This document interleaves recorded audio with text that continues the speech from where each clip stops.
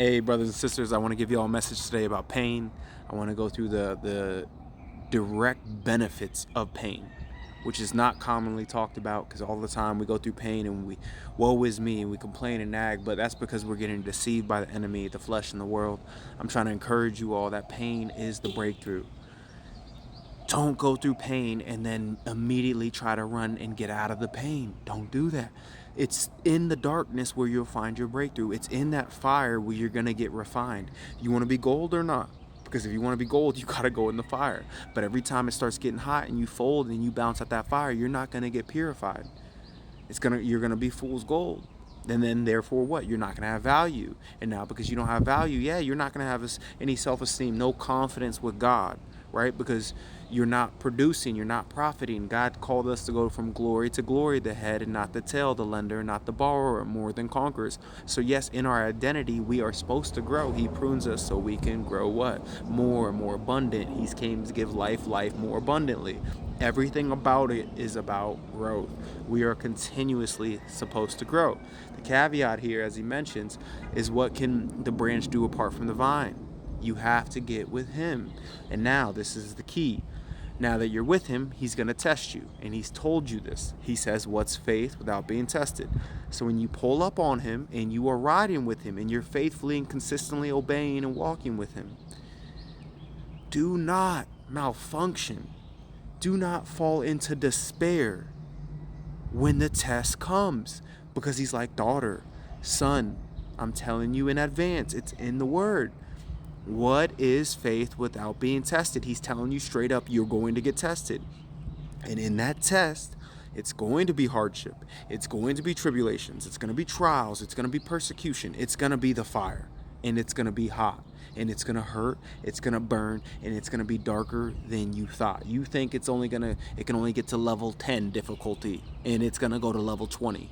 And you didn't even know that could happen. And then from there, say the scales in a different way, like level 100, like this is the final boss. Ain't wrong. There's level 120, and so it just keeps going.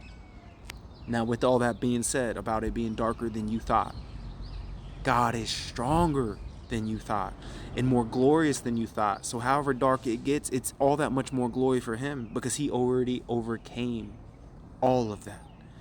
Now, once again, I want to really clarify this pain. He uses the pain to truly show you how unstoppable you are in him. That's the caveat, in him. So this isn't some, it's all within you, even though it is true. All of the stuff that most of the people say is true. It's just the heart posture, how you perceive it. Like, I can do all things through Christ who strengthens me. Yeah, it's true, you can. Once again, the caveat is him. You are more than conquerors. Yes, that's true. Once again, the caveat is him. So really, you can do it. And you just have to stay anchored in him. So, this is the key. When the pain comes, you are going to want to run to a familiar place. When the testing comes, which he's already told you, the testing's going to come. So then he's going to release the adversary. It's Job. Come on. We got to lock in. It's Job. Go read the book.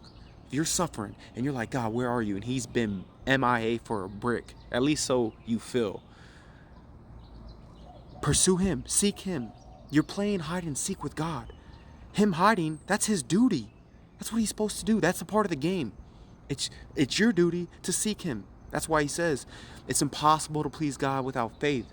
For those who come to him must believe that he is God, and he's a rewarder of those that diligently seek him. Seek first the kingdom and his righteousness. It's all throughout of it. All of it.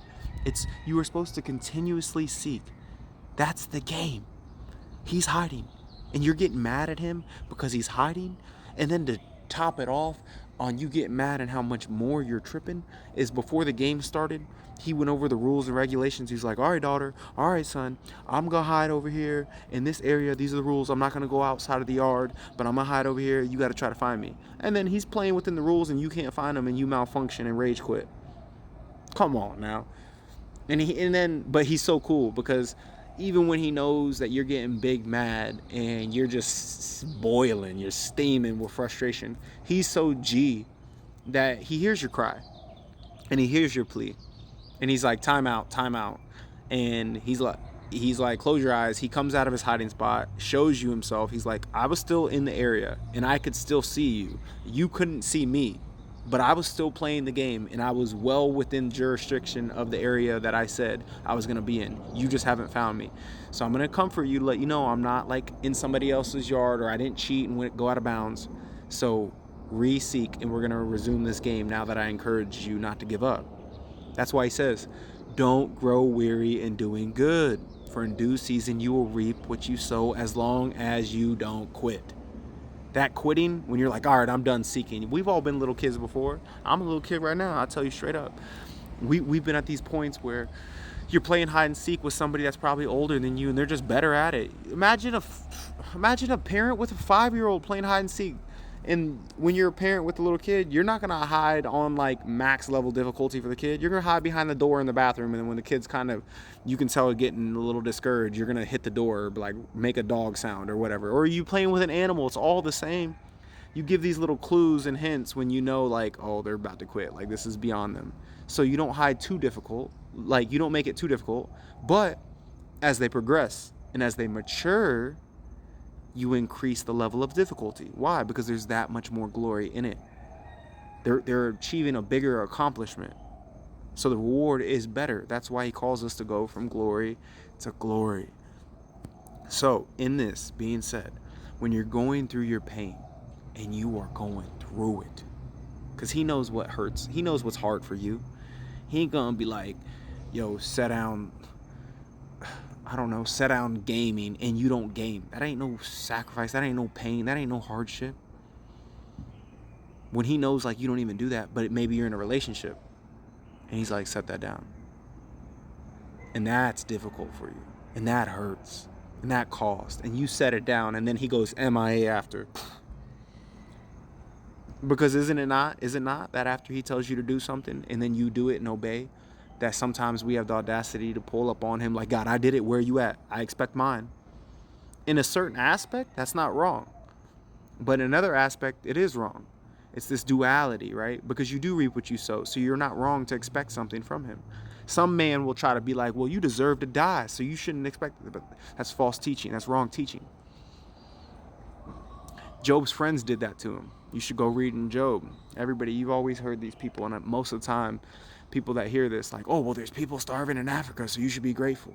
They'll usually when they do that, you feel in your soul like you don't feel comforted. That don't comfort you.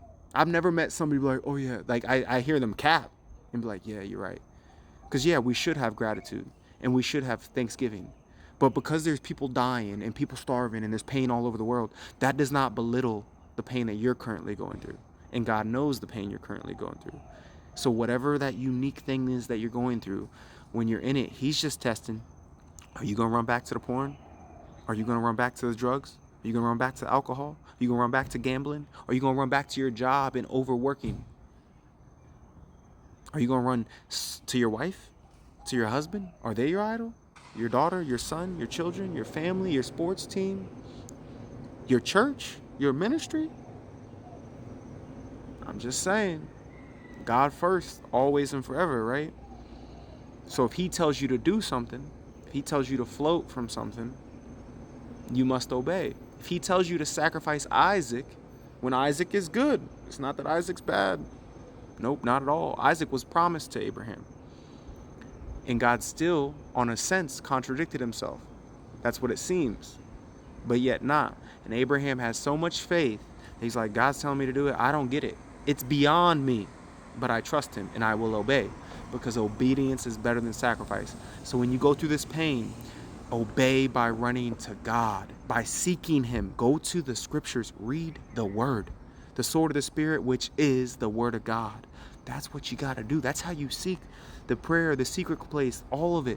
Combine it together mutually. Don't run back to the familiar place of whatever fleshly thing that you know has been trying to keep you in bondage your whole life, and then you wondering why you ain't getting a breakthrough, because every time the pain comes, you go right back to the same trap, the same ghetto, the same whatever. Don't go back. Go in the darkness. I know it's scary, but that's where you're going to find him. I'm telling you. Because remember, when you're walking through the valley of the shadow of death, he's going to comfort you with his rod and his staff. Keep faith. God bless.